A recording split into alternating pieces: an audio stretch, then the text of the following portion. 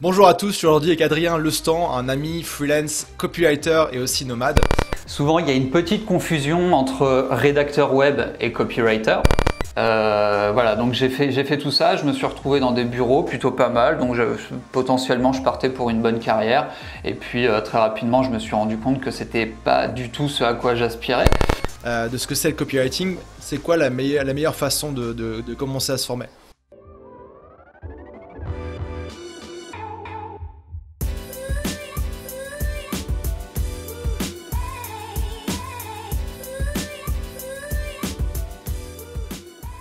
Bonjour à tous, je suis aujourd'hui avec Adrien Lestan, un ami freelance, copywriter et aussi nomade.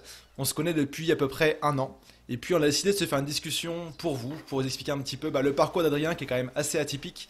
Et puis essayer d'avoir en fait tous ses conseils par rapport au copywriting. Comment ça va Adrien? Salut Ambroise, ça va très bien, merci de me recevoir. Ça fait plaisir.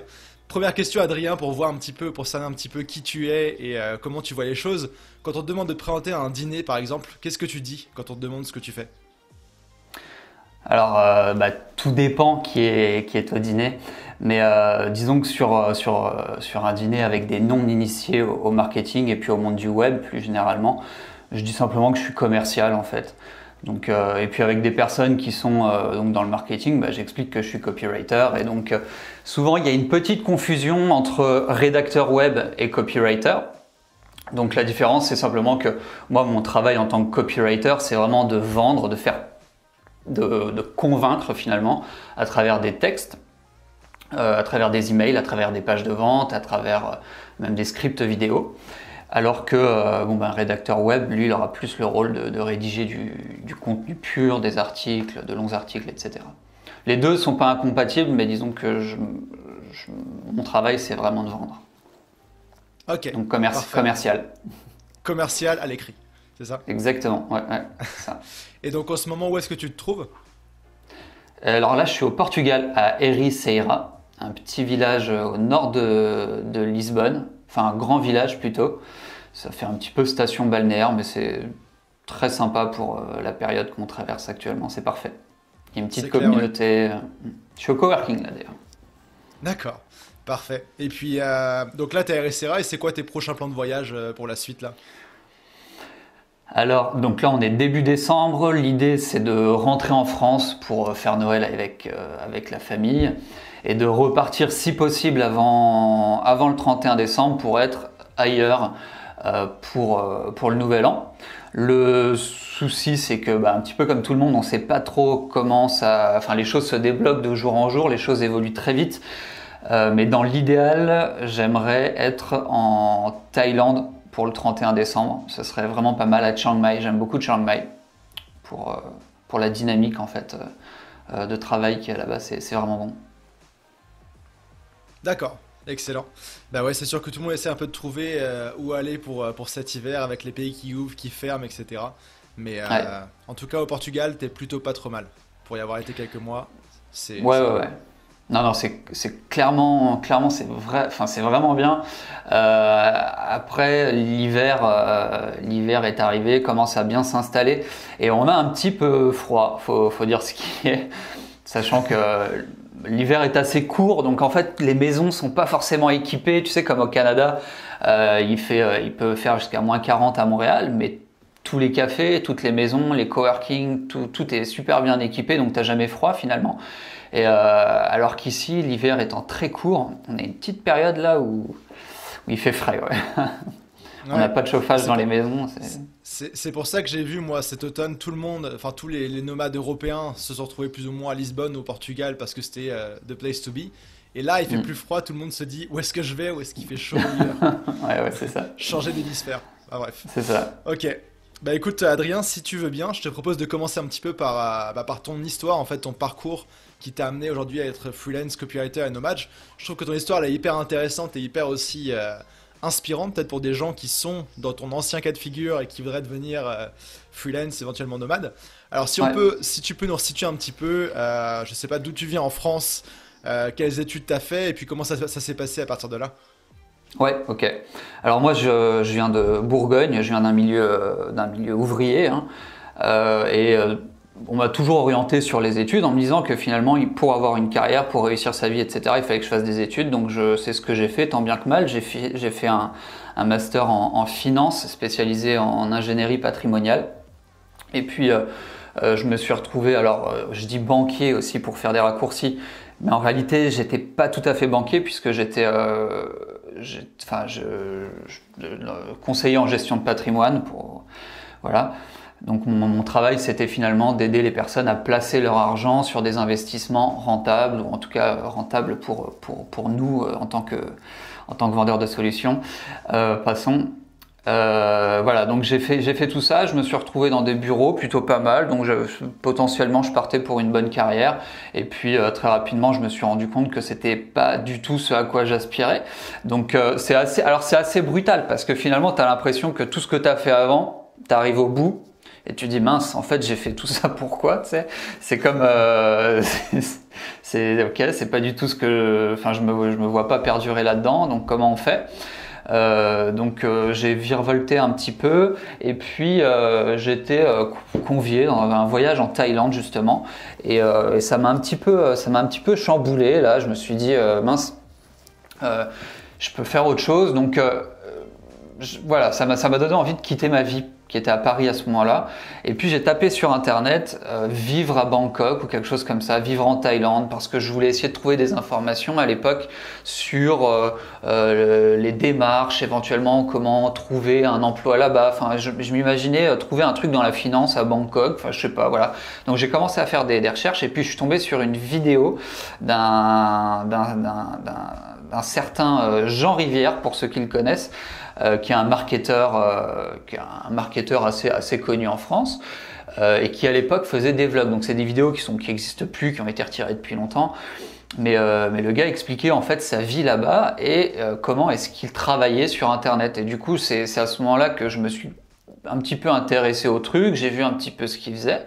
Je me suis rendu compte que c'était possible finalement, qu'il y avait des solutions. Donc c'était ma première approche finalement du digital nomadisme, sachant qu'à cette époque, le mot était pas vraiment tombé, quoi. Il y avait déjà la semaine de 4 heures, mais digital nomade, on ne connaissait pas, quoi. Quoi.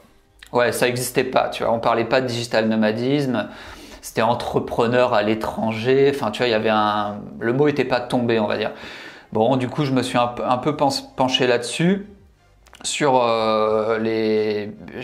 me suis formé sur les business de formation notamment.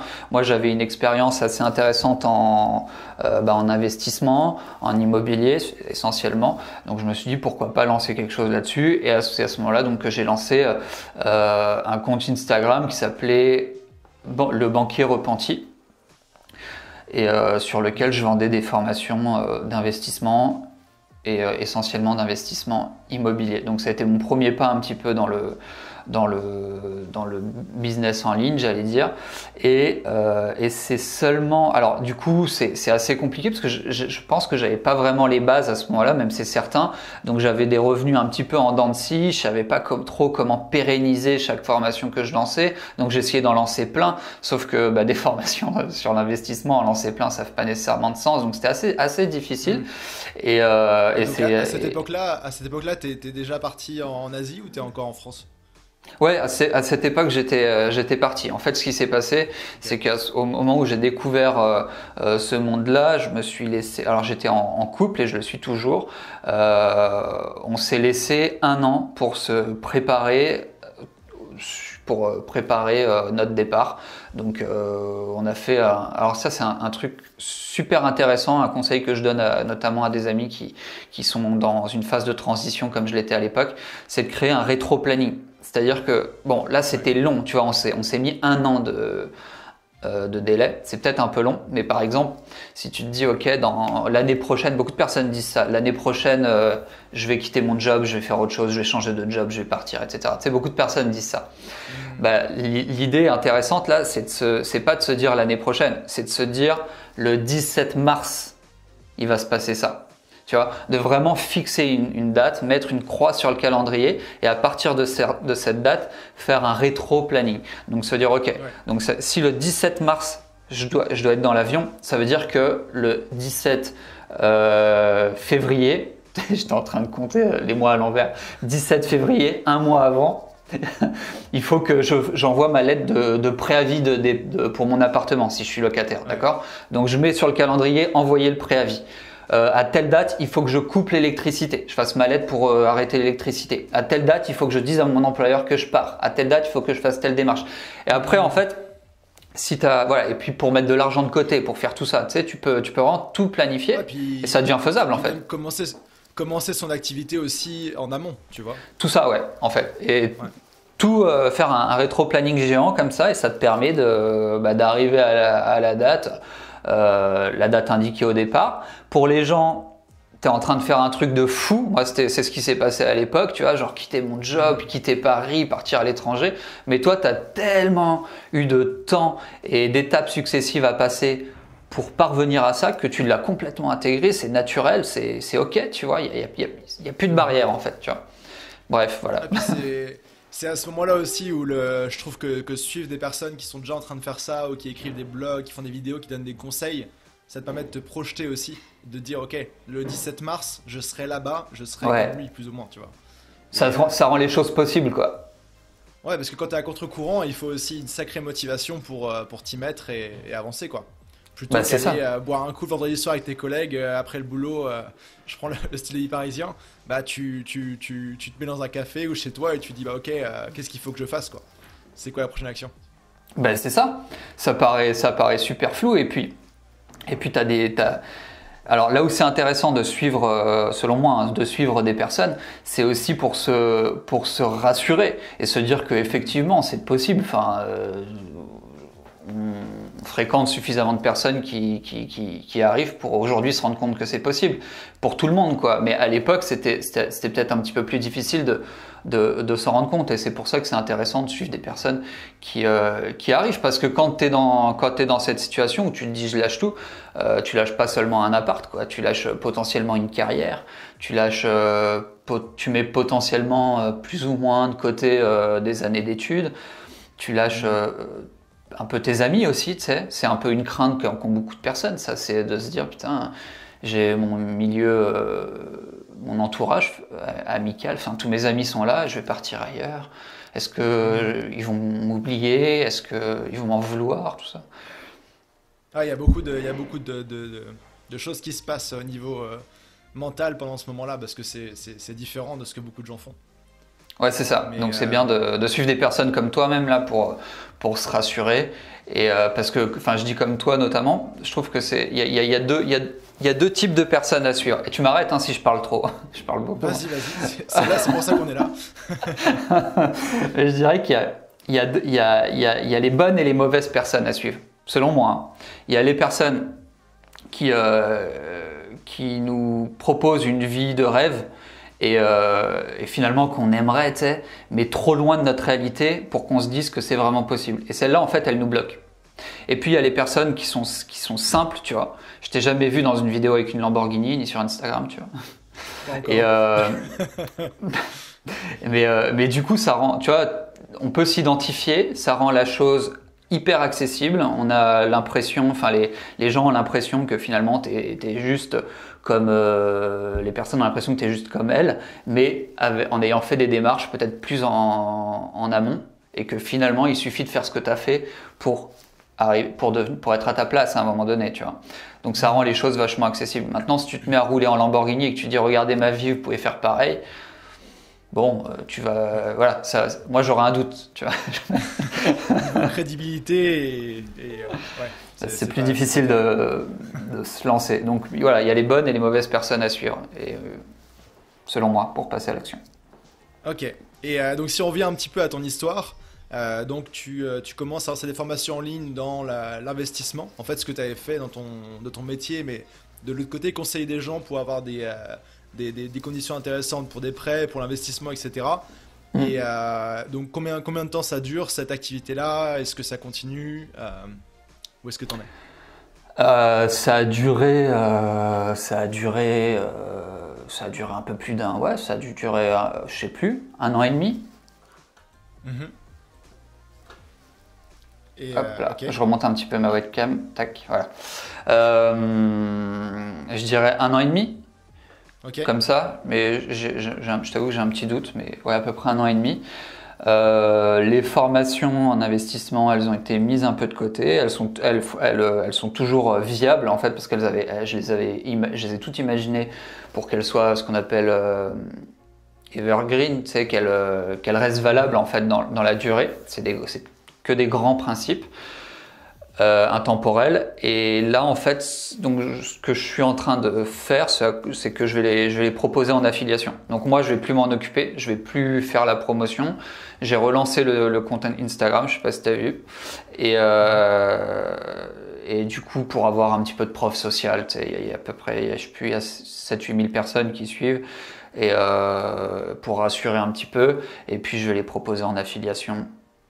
Donc voilà, si des gens veulent vendre des bonnes formations immobilières à des prix abordables, je les proposerai pour des personnes qui veulent les vendre en affiliation, ce sera disponible.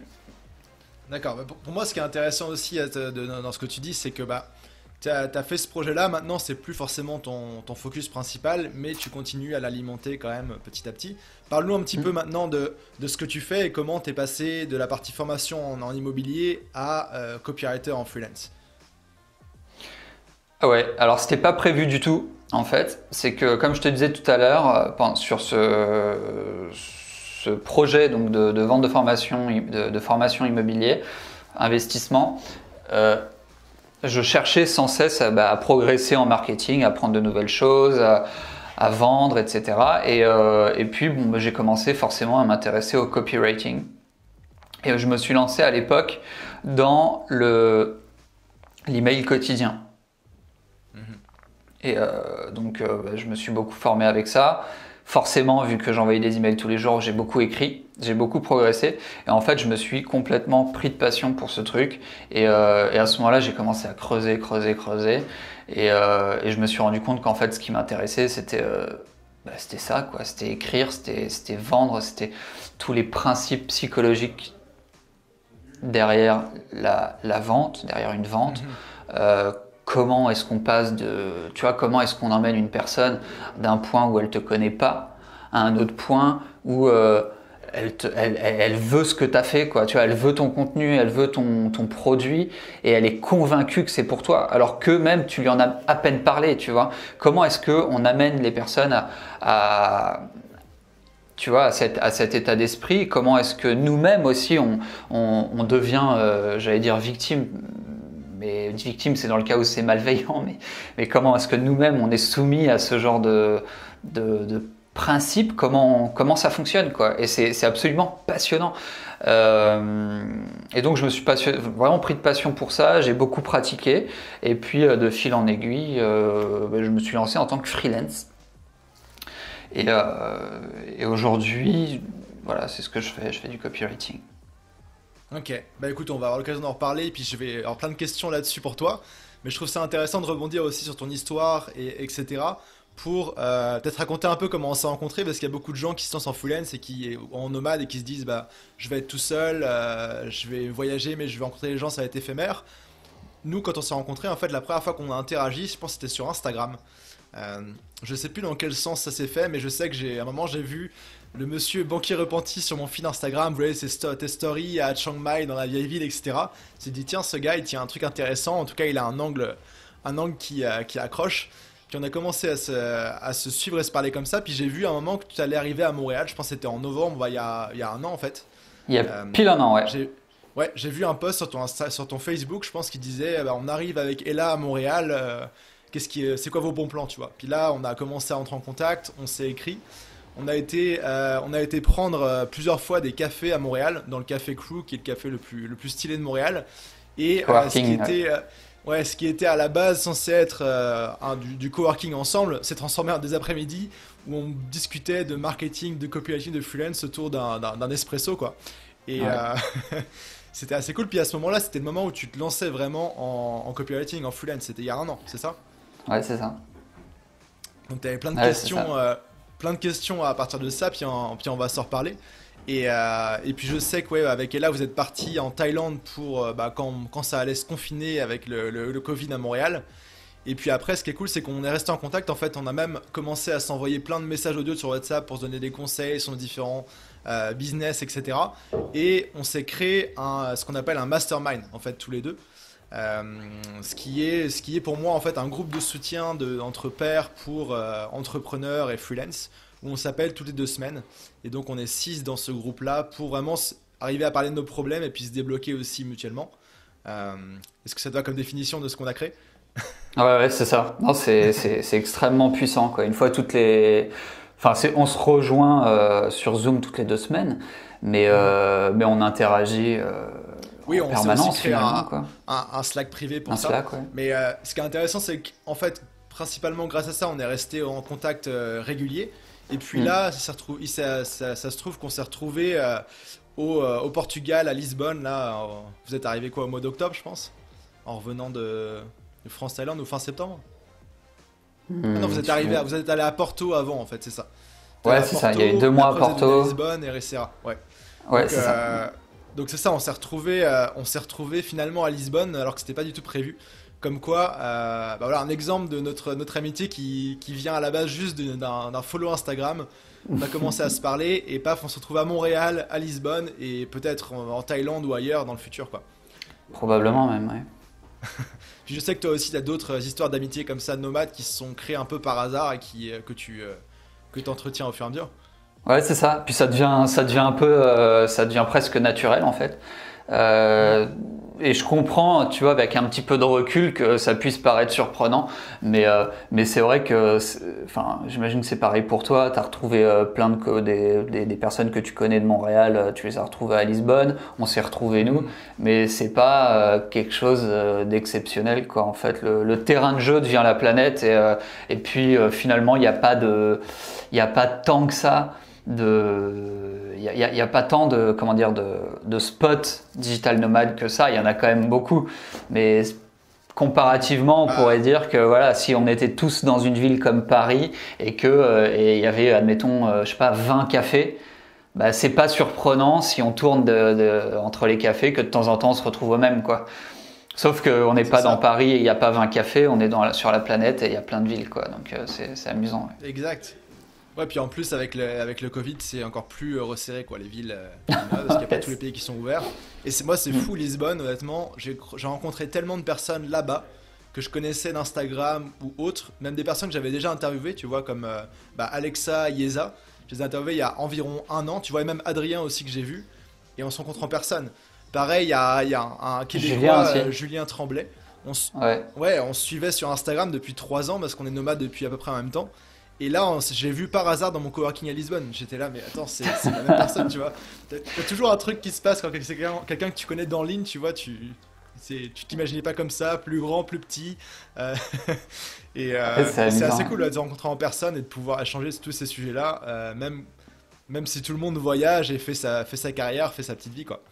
Ouais, c'est ça. Puis Ah, après, on bref, reste en en tout cas, contact. C'est vraiment quand on est sympa. nomade, et ce qui est cool aussi, c'est que peu importe, tu vois, là je suis à Lyon, toi t'es à Ericeira, bah on a parlé toute la semaine sur Slack, on a échangé les sujets, etc. Je trouve ça quand même cool, quoi. Ouais. Enfin bref, voilà. Si vous devenez nomade et freelance ou entrepreneur, vous serez pas tout seul. Il y a d'autres gens Non. comme vous qui Ouais. existent et qui se promènent aussi et qui sont accessibles et bienveillants en tout cas. Et puis les coworking sont de plus, enfin, il y a de plus en plus de coworking. Tu vois, là, je suis dans un coworking. Attends, je suis peut-être pas, tu vois. Donc là, on voit des personnes. Ouais, C'est que des personnes finalement qui sont exactement dans la même dynamique, quoi. Donc c'est ça. non, il n'y a pas de.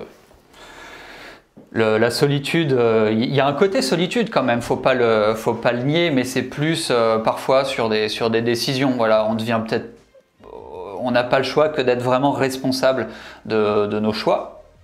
Mhm. Mais en termes de vraie solitude, est-ce que je vais être seul le soir? Est-ce que je vais trouver des gens pour aller boire un café, pour aller boire une bière ou je sais pas quoi? Non, il n'y a pas de problème, quoi. On est toujours entouré de personnes qui sont sur la même longueur d'onde. Ouais, exact. Faudrait que je refasse une vidéo là-dessus. Là, j'ai plein de choses pour pas que enfin, pour donner des conseils aux gens par rapport à ça. Parce que c'est vrai que tu vois, même en arrivant à Lisbonne, je connaissais pas tant de monde sur place, mais en fait, j'ai des réflexes qui font qu'en une semaine ou deux, je me fais tout un réseau, quoi. Et pareil, là, si cet hiver je vais au Mexique ou en Colombie, je connais pas forcément des personnes partout sur place, mais je sais rapidement que je vais me faire un réseau, quoi. Enfin, Ouais, bref, ouais, c'est ouais. une idée perso. Mais revenons à notre sujet du jour. Donc on a parlé un petit peu de ton histoire, et moi je trouve ça super intéressant d'étudier en école de commerce à banquier en investissement, banquier repenti, formateur en ligne et freelance en copywriting nomade. J'aimerais Hmm. qu'on parle un petit peu du copywriting parce que c'est quand même un sujet qui, de mon point de vue, dans la dernière ou les 2 dernières années, est devenu hyper à la mode. Alors qu'avant, c'était juste des Américains de mystérieux, de tunnels de vente qui en parlaient. Et c'est devenu hyper populaire, je trouve, dans la francophonie. Alors qu'avant, on n'en parlait presque pas. Est-ce que tu peux nous redonner, t'en as parlé un petit peu, mais ta définition personnelle du copywriting pour Ouais. relancer un petit peu, se mettre un petit peu dans le sujet, dans le bain. Alors, pour faire très simple, c'est le principe du copywriting, c'est de se dire qu'on est capable, avec des mots, d'emmener une personne d'un point A à un point B, en fait, d'une idée à une autre idée. C'est exactement ça. C'est-à-dire que pour concrètement, les personnes qui écrivent les discours politiques font du copywriting. Tu vois, on prend les personnes à un Ouais. point A, on considère leur situation et on cherche à les emmener à un point B. Donc dans la vente, qu'est-ce que c'est? Alors, juste un petit aparté, le copywriting est aussi très puissant en matière de pédagogie. C'est-à-dire qu'un bon pédagogue, c'est un bon copywriter. C'est quelqu'un qui est capable de faire visualiser, qui est capable de considérer des images, qui est capable de considérer une personne au point où elle est au départ et de l'emmener vers un point B, quoi, le fameux point A, point B. Voilà. Là où c'est extrêmement puissant, notamment pour vendre, bah, c'est que, comment dirais-je, enfin bon, je sais pas trop comment le résumer, mais l'idée c'est que voilà, on est capable de prendre quelqu'un d'un point A. Donc par exemple en vente, c'est de se dire tiens, je sais pas, j'ai ma souris, je changerais bien de souris parce que l'ergonomie elle est pas top, et de l'emmener vers acheter un trackpad, tu vois. Enfin, tu la prends à un point A avec un problème et tu lui ramènes une solution qui va lui convenir exactement, où elle va être convaincue que c'est ça qu'il lui faut, et voilà. D'accord. Et donc, concrètement, moi, je vois vraiment ça comme comme une discipline en fait à part entière, à la fois avec du côté les principes de marketing, mais aussi la compréhension de l'être humain, le côté psychologie, et intégré dans un but commun. Est-ce que Ouais, ça te parle c'est aussi? ça. Ouais, alors j'irais même un tout petit peu plus loin. Je te dirais qu'en fait, Mhm. le copywriting, c'est avant tout des principes, donc des grands principes psychologiques à comprendre, et Mhm. ensuite seulement des techniques à appliquer. Tu Ouais. vois? Donc une fois que tu as compris les principes, tu te dis, bon, tu te dis, voilà, il faut que un exemple très simple et hyper puissant. Je sais qu'il faut que je crée ce qu'on appelle un rapport avec la personne qui est en face de moi pour instaurer un climat de confiance, et qui est absolument indispensable, quoi. Donc ça, je le sais, ça fait partie des grands principes. Maintenant, comment je fais pour le mettre en œuvre à ce moment-là? C'est là qu'entrent en ligne de compte les techniques. Donc finalement, s'il y a une erreur à pas faire quand on essaie de se former au copywriting, c'est simplement de se contenter d'aller lire, d'aller apprendre des techniques. Tu vois, tu as plein de livres qui te présentent des techniques, mais si t'as pas intégré les principes, bah tu sais, ça va te donner. Bon, tu sais, on a tous déjà vu des pages de vente pseudo-techniques qui finalement doivent pas convertir tant que ça, parce que c'est simplement des techniques de copywriting mises les unes à la suite des autres, mais qui s'intègrent pas dans des grands principes. Et bon, ça n'a pas tellement d'impact finalement. Donc s'il y a une chose à Ok. comprendre, c'est vraiment les grands principes d'abord.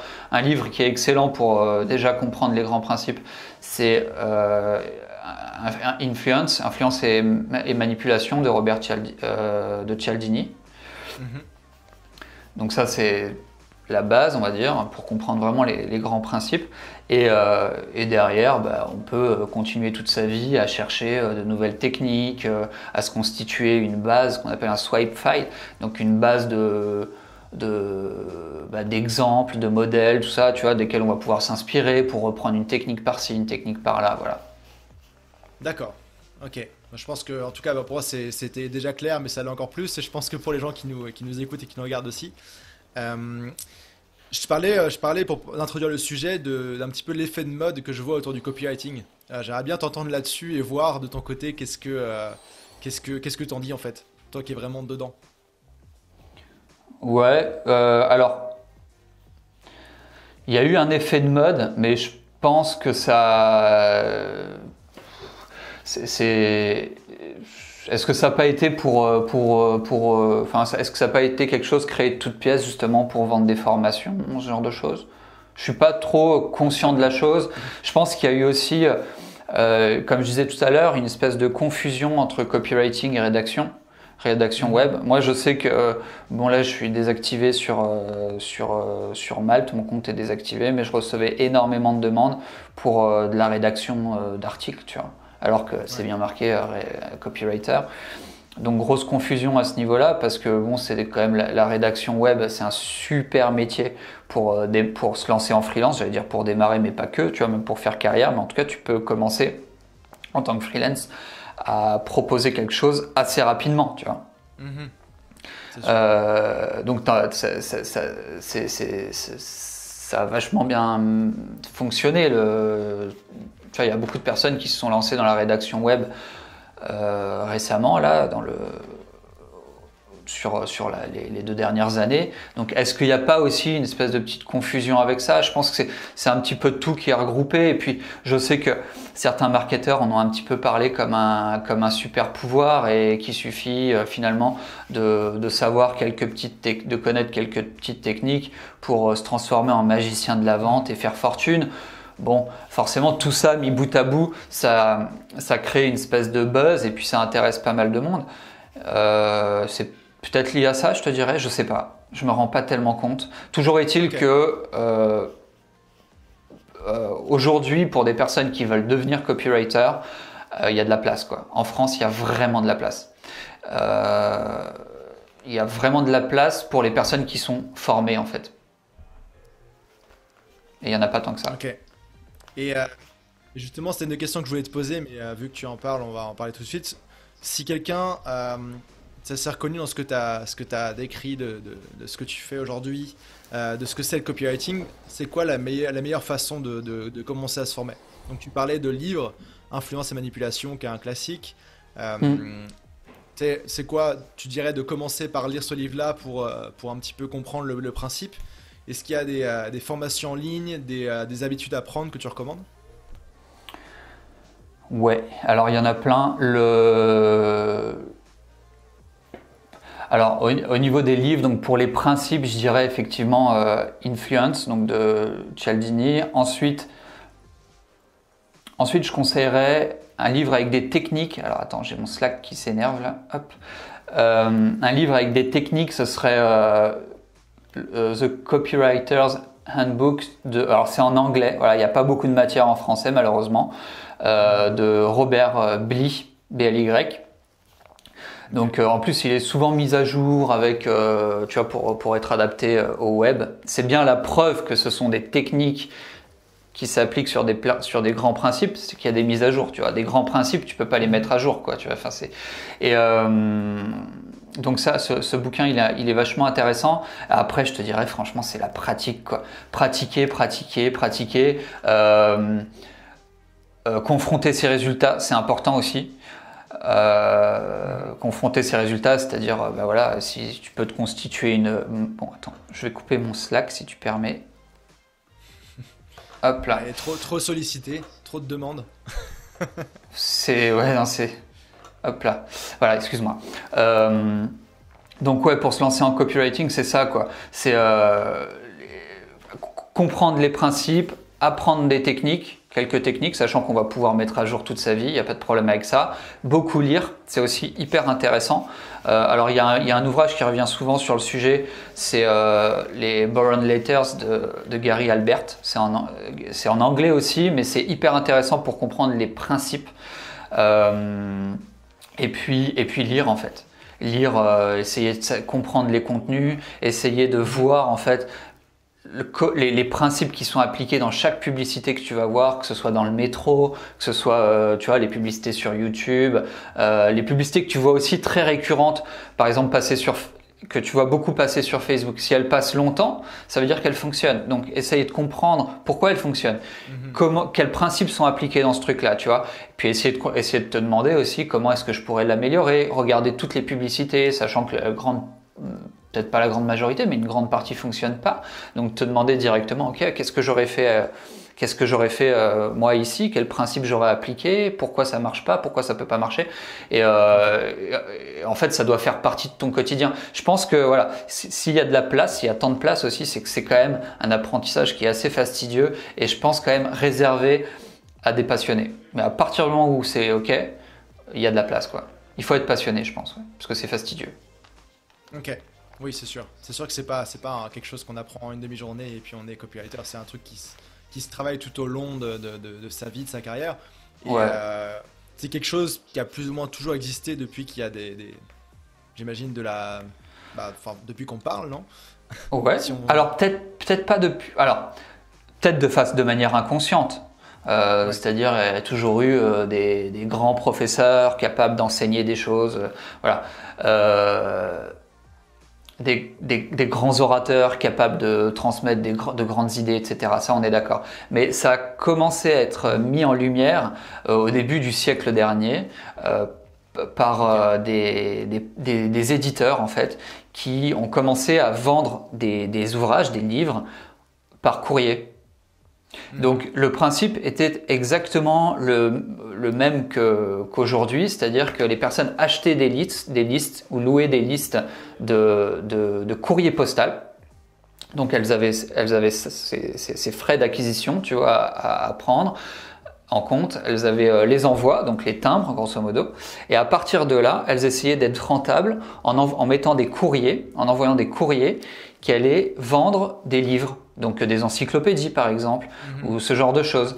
Et toute l'idée, c'était de faire que on soit d'être rentable, quoi, de rentabiliser leurs ventes en prenant en compte les frais de production de leur bouquin et les frais de liste, les frais d'envoi, etc. Et c'est exactement la même chose aujourd'hui finalement quand tu réfléchis au copywriting. C'est quoi? C'est qu'on va envoyer des emails. Notre liste, elle nous a coûté de l'argent, soit parce que du temps ou de l'argent, mais bon, c'est la même chose. Et on a un produit à vendre. Donc si c'est un produit numérique, c'est zéro, mais si c'est un produit physique, c'est un coût. Et donc ton copywriting, plus ou moins bien fait, va te permettre de vendre plus ou moins et donc d'être plus ou moins rentable. D'où l'importance du copywriting. Exact. Ouais, je te rejoins là-dessus. La plupart des personnes qui vont écouter cette interview sont soit intéressées à devenir copywriter, et potentiellement c'est des freelances qui sont dans d'autres domaines complètement, ou des entrepreneurs, mais ça peut être des freelances, je sais pas, en community management, en photographie, en assistant virtuel, etc. Comment est-ce qu'on peut appliquer le copywriting à ce genre d'activité freelance? Donc si tu vois, je reprends un peu les grandes bases de l'activité en termes d'acquisition client, c'est ça le principal utilité du copywriting pour ces personnes-là. Il y aurait la partie arriver à se présenter. Ça pourrait être par exemple son profil LinkedIn, tu vois, la description. Ça peut être aussi tout ce qui est communication avec des prospects potentiels, donc des clients potentiels. Ça peut être des messages de prospection, des échanges par email, des propositions commerciales, etc. Comment est-ce qu'on peut utiliser donc les principes de copywriting à l'échelle d'un freelance, peu importe son domaine? Ok. Alors, je vais essayer de te donner un truc, de vous donner un truc hyper puissant, et je vais essayer de l'expliquer vraiment correctement. L'idée, c'est que la plupart du temps, inconsciemment, on pense que ce qu'on a à vendre, c'est nous.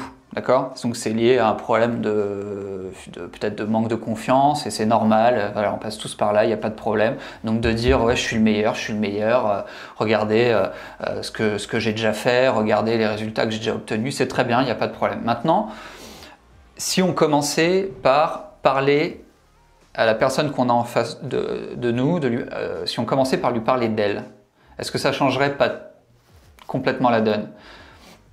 Je vais te prendre un exemple Je vais te prendre un exemple. Tu peux me redonner les exemples? Tu me disais les exemples de freelance. La visibilité, par exemple, je sais pas, un profil LinkedIn d'un freelance. Alors, donne-moi un freelance, un type de freelance. Par exemple, codeur. T'en as des codeurs Ouais. Ok. Alors, plutôt que de commencer en disant je suis développeur. Alors, codeur, c'est un petit peu différent parce qu'il y a une demande qui est très importante. Mais plutôt que de démarrer en disant finalement tu pourrais par exemple faire sur la rédaction web, qui est un métier assez courant et que. Bah parfait, voilà, c'est ça. Voilà. Donc plutôt que de dire je suis rédacteur web, est-ce qu'on peut pas commencer par se poser la question pourquoi est-ce que les personnes cherchent un rédacteur web? Tu vois, tout simplement. Et essayer de voir finalement quelle est leur problématique. Pourquoi est-ce que les autres rédacteurs auxquels ils ont déjà fait appel n'ont pas fait l'affaire? Tu vois? Est-ce que je sais pas, par exemple, un bon article, on sait qu'un très bon article, ça peut coûter très cher. Et quand on veut publier énormément d'articles et qu'on a un site, un blog par exemple qui démarre, c'est compliqué, on n'a pas les moyens, tu vois. Donc la problématique de cette personne, c'est de se dire mince, il me faut des bons articles, mais j'ai pas forcément les moyens pour engager des personnes qui vont me rédiger des trucs. Mais si je vais si je mets pas assez, j'aurai un mauvais article. Donc comment je fais, tu vois? Est-ce qu'on peut pas commencer comme ça, tu vois, en se présentant simplement en disant j'écris des articles type journalistique pour les personnes qui démarrent et qui n'ont pas un budget énorme, tu vois. Bon, la phrase elle est mauvaise, mais tu comprends l'idée. C'est-à-dire que moi, si je suis dans cette situation-là, je vais me dire ah tiens, c'est intéressant. Parce que là, tu me parles à moi, tu me parles de mes problèmes, tu me parles à moi, tu m'engages. Si ça te concerne, tu te sens interpellé, donc tu vas. Exactement, c'est ça. Et très souvent, ce qu'on voit passer, c'est que les personnes, tu vois, c'est un peu le modèle CV, quoi. Un CV, un curriculum vitae, bien souvent, c'est simplement lister un petit peu ce qu'on a fait, ce qu'on a réussi, etc. Mais qu'est-ce que tu as à me donner concrètement? C'est à moi de le déduire? Ben non. Quand tu démarches en tant que freelance, quand tu démarches quelqu'un, tu dois en fait, tu dois solutionner, tu dois lui montrer que tu as une solution à ses problèmes, tu dois lui montrer que tu as vraiment compris son problème dès le départ. Alors un truc encore plus intéressant, et là qui va au-delà, qui est dans la continuité, mais qui va au-delà de simplement ta présentation sur LinkedIn, c'est au moment du premier rendez-vous, du premier contact. Et c'est une métaphore que j'aime bien faire, c'est celle du diagnostic médical. Je pense que tu sais de quoi je parle, parce que tu m'as aidé à relire un e-book que j'ai rédigé récemment, là, où j'en parle. Le diagnostic médical, qu'est-ce que c'est? C'est que lorsque tu vas voir ton médecin, parce que tu as mal, je sais pas, tu as une douleur au ventre, le médecin va t'expliquer ce que tu as. C'est aussi simple que ça. Il va t'expliquer exactement ce que tu as. Et à partir du moment où tu as expliqué exactement ce que tu as, il a toute ta confiance et tu vas le laisser te traiter et te donner la solution. Tu comprends le principe? C'est-à-dire que maintenant, en tant que rédacteur, plutôt que de dire j'écris des articles de 800 mots pour X euros, admettons, je vais commencer par te faire un diagnostic complet en te disant ok, moi je comprends ta situation, je comprends exactement ce qui se passe. Tu as un blog qui vient de se lancer, tu n'as pas forcément beaucoup d'argent et c'est normal, voilà, c'est tout à fait normal, mais tu as besoin de bons articles, tu as besoin d'articles SEO, tu as besoin de personnes qui respectent, tu vois, qui travaillent dans les bons délais, qui fassent les bonnes recherches, blablabla, etc. Tu vois. Et la personne en face, elle se dit putain, le mec, le mec ou la nana, ils ont tout compris, quoi. Ils savent exactement, ils ont cerné mon problème. Et qu'est-ce qui se passe à partir du moment où la personne a cerné ton problème? Tu en déduis automatiquement qu'elle a la solution. Donc si je te fais ça, je te dis mais moi je comprends ton problème. T'as pas d'argent, tu viens de démarrer, la plupart des articles que tu commandes, ils sont pas de qualité parce qu'ils rentrent dans ton budget et que t'en as pas beaucoup. Et si tu mets plus de budget pour un article, au final tu peux t'en payer qu'un tous les ans et ça marche pas non plus. Donc voilà, toi automatiquement, qu'est-ce qui se passe? Tu te dis il m'a compris, donc il a la solution en face. Et finalement, plutôt que de perdre mon temps à te parler de mes super articles, je vais plutôt consacrer mon énergie à essayer de comprendre exactement la situation dans laquelle tu es. En psychologie et donc en copywriting, ça s'appelle créer le rapport. Et créer le rapport, ça veut dire faire preuve d'empathie. Et je crois que l'empathie, c'est le skill, la compétence la plus importante en fait pour du copywriting. Parce que derrière, t'as même plus, à partir du moment où la personne a compris que tu avais compris son problème, tu n'as presque plus besoin de vendre, quoi. Et donc ça, c'est hyper puissant pour un freelance. C'est ça, puis une fois que, enfin, moi c'est exactement ce que je recommande aussi comme approche.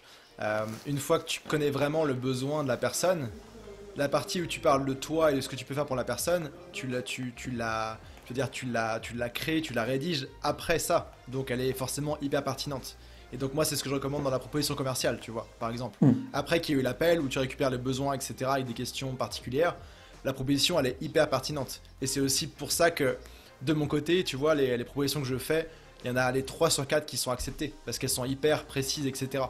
Il y en a peut-être une sur 4 qui va finalement, il y aura d'autres freelances en compétition et ça va pas être moi, ou alors on va la modifier, tu vois.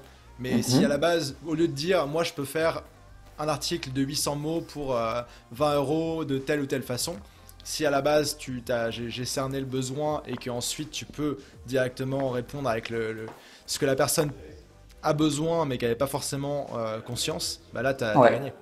Et là, exactement, ouais, c'est ça. Et surtout, tu as créé une relation basée sur les besoins de l'entreprise plutôt que je peux faire de la rédaction pour vous, tu vois. Exactement. Ce qui change tout. Ce qui change absolument tout. Et toi, derrière, si tu fais ça, tu n'as quasiment plus de concurrence. C'est ce que tu dis, en fait. Toi, tu appliques cette règle-là et tu as 3 propositions sur 4 qui sont acceptées. Parce que il y a peut-être des personnes qui ont plus d'expérience que toi, il y a peut-être des personnes moins chères, il y a peut-être, tu vois, tu as peut-être des concurrents qui, sur le plan, sont plus avantageux comme ça sur le papier. Mais sauf que, voilà, moi, entre un médecin un grand professeur qui m'écoute pas et qui prend pas le temps de m'ausculter et un petit médecin qui sort de médecine mais qui a pris le temps de me consulter et qui a exactement compris mon problème, je vais faire confiance au médecin qui sort d'école, quoi.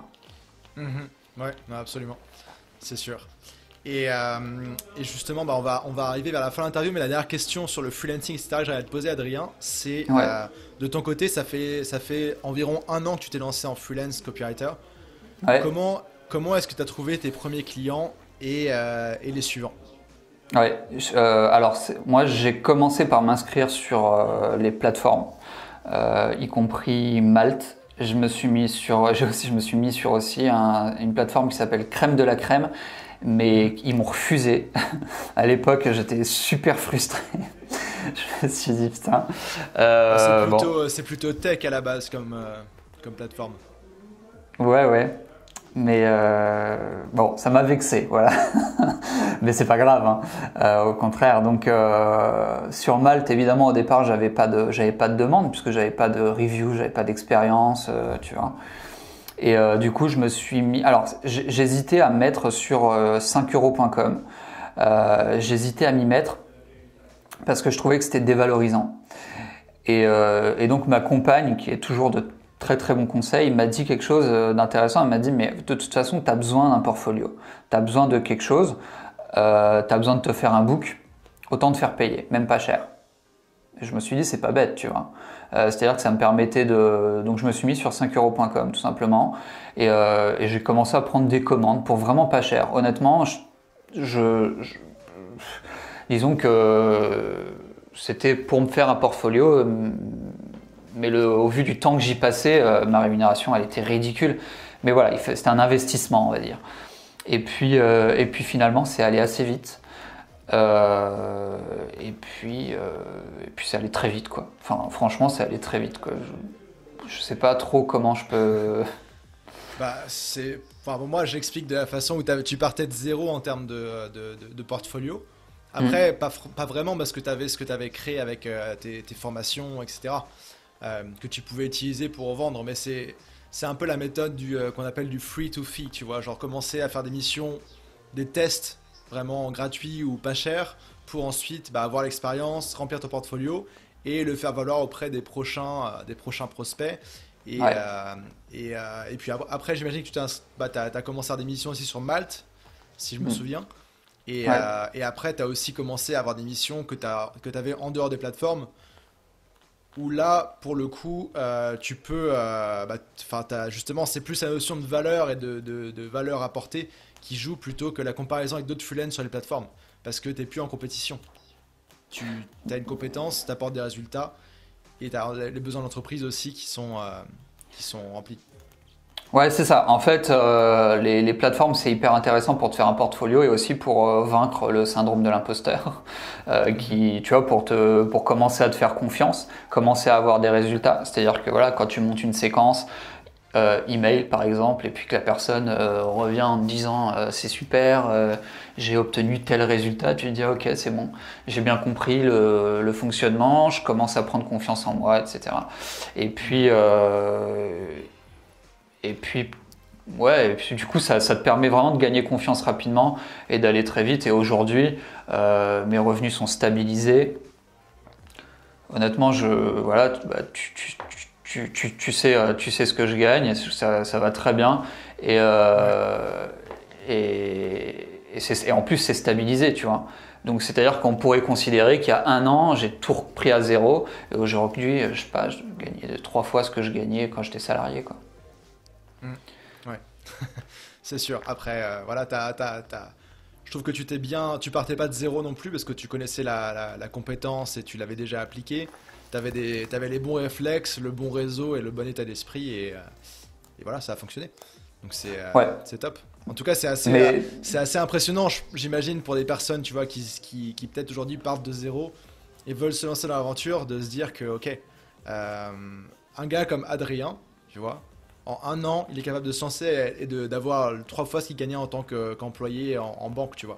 En freelance, en voyageant et en faisant ce qu'il aime. Moi, je trouve ça hyper inspirant et j'espère que ça inspirera aussi d'autres personnes qui nous écoutent. ouais, mais en plus, enfin, on est nombreux dans ce cas-là. Faut le dire, quoi. C'est C'est, clair. Bah, c'est ça, je suis pas un il y a cas isolé, voilà. non, non, il y a une statistique que j'ai partagée il y a quelques temps sur mon Instagram, c'est que 80% des freelance gagnent plus en freelance que quand ils étaient employés. Tu vois. Et les Donc, 20% qui restent, c'est parce qu'ils démarrent. bah, c'est qu'ils démarrent ou alors qu'ils n'ont pas bien construit les bases de leur activité, tu vois. Ils ont raté C'est quelque ça. chose au départ, mais c'est rattrapable. Mais Ouais, ouais. en tout cas, c'est cool. Alors Adrien, pour terminer, j'ai des petites questions rapides que je pose en général aux invités pour en savoir plus sur ça. Je vais Euh, essayer de faire des réponses rapides, promis. ouais, ça va être assez facile. La première, c'est si je t'offrais un billet d'avion pour aller n'importe où là aujourd'hui, cet après-midi, où est-ce que tu irais? En tant que nomade, hein, bien sûr. Oh, là peut-être Bali. J'ai un peu Bali. froid. Et quoique Bali, là, c'est la saison des pluies. Honnêtement, j'irais bien en Thaïlande, là, ça me manque un petit peu, Ok. mais il y a un lockdown de 14 jours en ce moment, là, donc ouais, c'est ça, un confinement, une quarantaine, pardon, Quarantaine. de Ouais. 14 jours à faire, et ça me bloque un peu, donc j'espère qu'ils vont la lever rapidement, là. Donc, mais en Asie, en tout cas. Ok, ça marche. La deuxième question, c'est est-ce que t'as un hack ou une astuce de voyage que tu as à nous partager? Ouais, alors, c'est surtout pour les vols, les vols, comment on appelle ça, les moyens courriers, les vols courts, tu sais, en Court interne. courrier? Ouais, c'est ça. Je demande toujours des places pour les issues de secours. Étant donné que je suis assez Ouais. grand, je fais 1,89 m, ça me permet d'avoir vachement de place devant moi et généralement on me la refuse pas. Euh, voilà. Donc Ouais, il suffit juste de demander et du coup on a plus de place que tout le monde, c'est cool. c'est vrai. Je le fais aussi. Et puis en plus, il y a tendance à y avoir moins de monde à ces places-là. Parce qu'ils Ouais. ils mettent pas grand monde. Puis voilà, t'as de la place. C'est vrai que c'est pratique. C'est plus confortable. Ok. Et puis troisième question, est-ce que tu as un accessoire un peu hors du commun, insolite, avec lequel tu voyages toujours? Euh, Je sais que tu es assez minimaliste, alors peut-être que dans les... Honnêtement, j'ai pas grand chose. J'ai vraiment pas grand chose. Hors du commun, je pense que j'ai peut-être l'ordinateur le plus pourri de toute la scène nomade et ça me va très bien. Je suis très content avec ça. Mais il est assez hors du commun, je reconnais. Mais non, je vois pas, honnêtement. Je suis Ok, désolé ça là. marche. Je... Non, non, y a pas de problème. Et puis, dernière, ultime question. Où est-ce que les gens peuvent te retrouver en ligne? Si, Bah, alors, pour le moment, on va dire sur mon site. D'ailleurs, je suis en train là de boucler au moment où la vidéo sera mise en ligne, ça sera ok. Je suis en train de boucler un e-book qui, si j'ajoute des petites images, devrait s'approcher d'une centaine de pages remplies de conseils. Ambroise, tu l'as lu, donc je pense que tu peux confirmer. C'est ultra puissant pour apprendre à écrire des séquences d'emails. Donc il y a du copywriting, il y a de l'automation, il y a de la psychologie, les grands principes. Je me suis vraiment donné, c'est complètement gratuit. Et donc on pourra le télécharger gratuitement sur mon site à partir de la publication de cette vidéo qui est adrienlestang.fr. Donc mon prénom, mon nom, tout attaché, adrienlestang.fr. Ouais, moi je l'ai lu et puis j'ai donné des feedbacks sur la première version et honnêtement il y a beaucoup de valeur dans ce guide et je vous recommande à 100% de le télécharger et puis comme ça vous resterez en contact avec Adrien aussi qui donne des conseils de très grande qualité dont je bénéficie toutes les semaines, tous les jours et auxquels vous C'est pourrez gentil. aussi avoir accès. Parfait, bah écoute Ok. merci beaucoup Adrien, c'était un plaisir comme d'habitude de discuter avec toi Merci Ambroise. et puis bah, on se parle très vite. Ça marche. Merci, à bientôt. Salut.